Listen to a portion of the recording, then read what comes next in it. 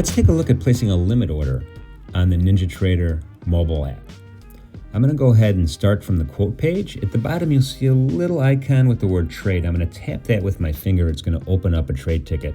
At the top of the trade ticket, you're going to see your balance and, if you have an open position, any unrealized P&L. You're also going to see the market that you're going to make the trade in. In this case, it's the Micro E-mini NASDAQ 100. We could always change that. You're going to see a quote with the net change on the session, and then underneath it you'll have a green buy tab, or you can tap on the sell side and you'll get an orange sell tab. I'm going to start with the buy limit order. My quantity, I'm just going to set at 1. I could change this easily with the up and down arrows, or I could type into that dialog box.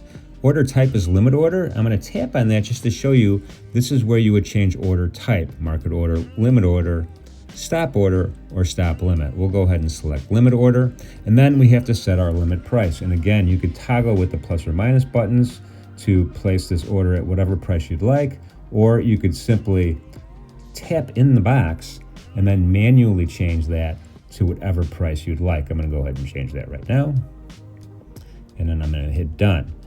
Bracket orders we'll cover in a different video. Good for day is great. I'm going to go ahead and click on place buy order, and I'm going to get a confirmation screen. I'll agree, buy limit, and then I'll get that confirmation window at the bottom.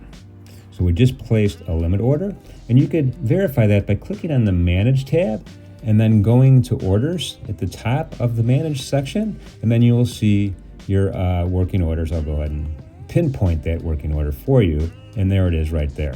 You could cancel it from here also if you'd like. Just tap on it and cancel or modify. We'll cancel the order, and I'll confirm the cancel, and it's gone. I'm going to go back to the trade tab, and now what we're going to do is we're going to do the opposite. We're going to place an order to sell a contract on a limit order. I'll tap the sell button. Everything turns orange, so we know we're selling instead of buying. Quantity, I'll keep 1. Limit order is already selected, and then again, I'm going to modify my price to a different price level. I want it to be above the market, so we'll go ahead and type it in.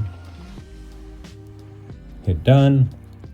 Place sell order, confirmation, sell limit, and there at the bottom is the black ribbon that shows me that I have a working order. Again, confirmation by clicking on the Manage tab.